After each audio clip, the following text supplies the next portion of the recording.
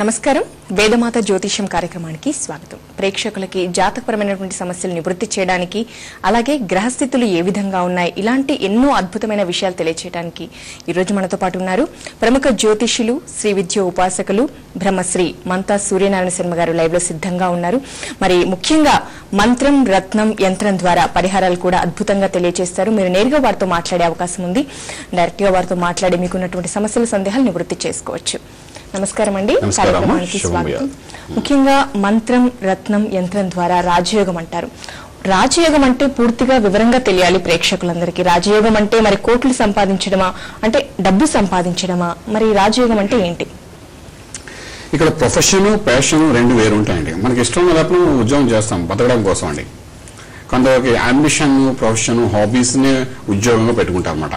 అంటే తన వృత్తి ఏంటంటే ఏదైతే హాబీ ఉంటో దాన్ని వృత్తిగా మార్చుకుంటాడు. ఒక ఆర్టిస్ట్ ఉన్నాడు అనుకోండి, కళాకారుడు అవ్వాలనుకుంటాడు. ఒక సింగర్ ఉంటాడు, వాడు అద్భుతమైన సింగర్ గా అవ్వాలనుకుంటాడు. జీవితం అది తప్ప ఇంకేం అక్కలేదు. అదంటే వాడు ప్రొఫెషన్ అది అనుకుంటా, ప్యాషన్ అదే అనుకుంటాడు. అదే లైన్ లో సక్సెస్ అవ్వాలనుకుంటాడు. అదే లైన్ లో సక్సెస్ అవ్వడానికి రాజయోగం అంటారు.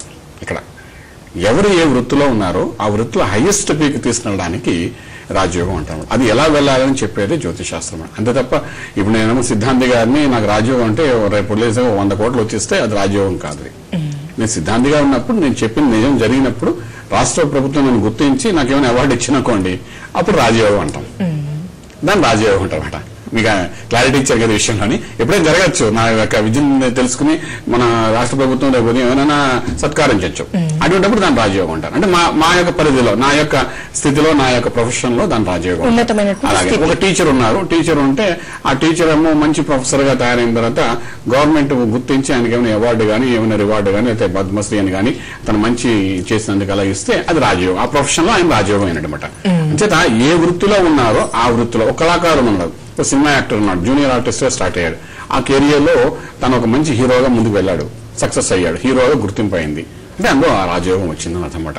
చాలా మంది జూనియర్ ఆర్టిస్టులు ఉన్నారండి ఇక్కడ.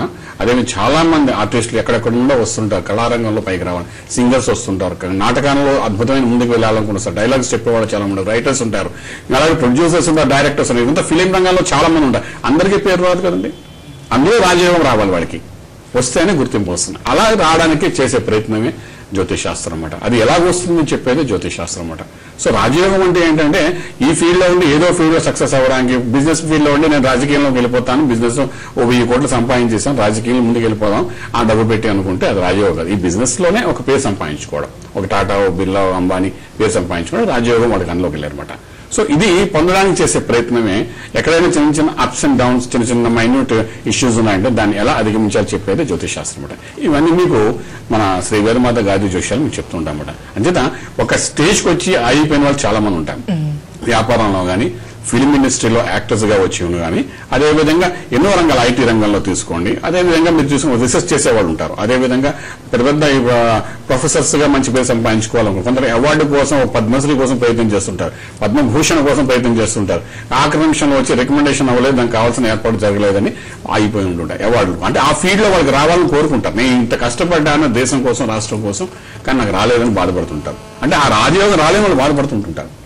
ఆ రాజయోగం పొందడం కోసమే చేసే ప్రయత్నమే విపరీత రాజయోగం అంటాం. అది జాతకంలో ఉంటే డెఫినెట్ గా జరుగుతుంది. ఇలా చాలా మంది విషయాలు నేను చూస్తున్నాం. అంచేత మీ జాతకంలో ఎటువంటి రాజయోగం ఉంది అని తెలియజేసి జ్యోతిశాస్త్రం ద్వారా తెలుసుకుని ఆ మార్గానికి వెళ్ళడానికి చిన్న చిన్న మైనర్ డిస్ప్యూట్స్ ఏవి మధ్యలో ఉన్న గ్రహాల యొక్క అనుకూలం లేకుండా దాన్ని ఎలా రెక్టిఫై చేసుకుంటూ వెళ్ళాలి అనేది మంత్రం ద్వారా చేస్తూ, రత్నం ద్వారా చేసుకుంటూ, కర్మ ద్వారా చేస్తూ ఆ మార్గాన్ని మనం చేరుకోవడం అన్నమాట. ఇదే రాజమార్గంలో రాజయోగం వెళ్ళడం అంటే. పూర్తి వివరాలకు సంప్రదించండి Shri Vedamata Gayatri Jyotishalayam, Brahmasri Manta Suryanarayana Sharma, lake view apartment, 4th floor, Chitrapuri colony, Khajaguda, Delhi public school ప్రక్కన, నానక్రామ్ గూడ, హైదరాబాద్ 5,08,000. Phone numbers 8855559147, 8855559148, 9963267500, 9396772133.